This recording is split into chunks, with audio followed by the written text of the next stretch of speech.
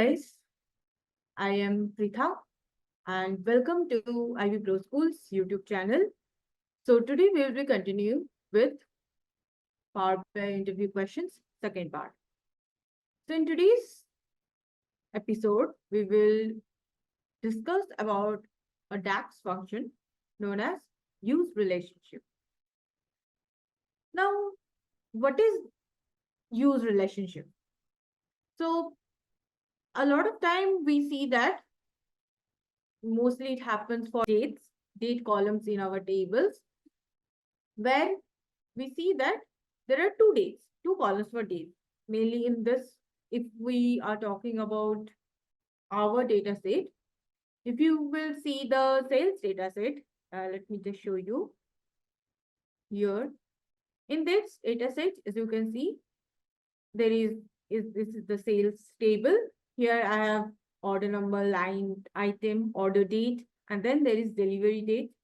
So here you can see it is blank, but there are values. These are the ones whose delivery was not done. So it is blank here. Okay. And now there is customer key, store key, product key, quantity, currency code, and this is, you can ignore this. This is just a column that I created to join the tables. Okay. Now, as you can see, here are two date columns. One is order date and the second one is delivery date. So now, when I go to modeling over here, if you see here the modeling, you will see that when I try to connect the two tables with order date, the sales table order date with the calendar, I can do that easily. But if I try to do again, connect the delivery date with the calendar date, I cannot do that. It will remain as inactive. So now let's say there is a scenario where I want to see what is the number of orders that I got and what percentage of it or how much of it I was able to deliver. So in this case, I need both the delivery date and the order date. But according to this one, I can only connect order date, either order date or delivery date. I cannot work with two. So what is the solution? So that is where UseRelationship DAX functions comes into play. Now, UseRelationship DAX function, as you can understand a bit from the name, I can tell Power BI to activate one inactive relationship temporarily for particularly that measure or column or whatever it is. Okay. Here, if I create a new measure, to find out the total deliverables, here I will see that. So I am creating a measure for total delivered. Okay.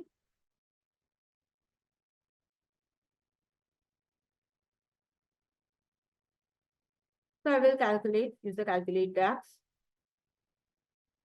The expression is sum of sales, and in sales, I need the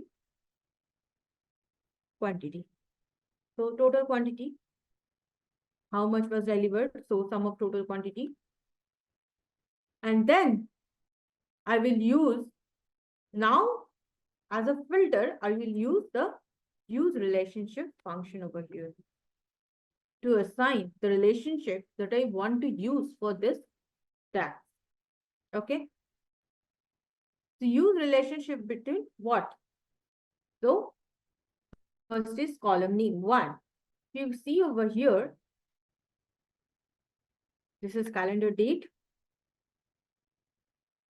The first column is calendar date, and the second column will be the delivered date, right? So the cells in the sales table, I want the delivery here. So this is the relationship that I want to use. Okay. Again, what I want is to find what was delivered. So there, as we saw in our table previously, sorry, blank rows over here. So the blank rows are the ones that were not delivered. So here I want to exclude them, right? So here we will add another filter, which is cells delivery date not equals to blank, right? So this will give me the total delivered. Okay, right? So here I can use in this way we can make use of use relationship function, where we can activate a, a non-active relationship temporarily for one specific measure or column that we want to create. Okay. Now I can find out the total ordered. Okay. So total ordered, I have just built it up previously only, which is just nothing but sum of sales quantity. This is simple. So now I will just build up the visual. So I'm using a clustered bar chart over here.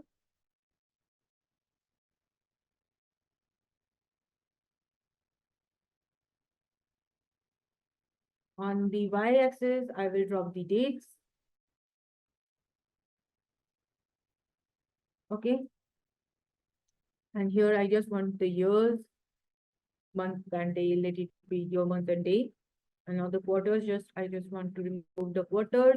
And from here, I will drop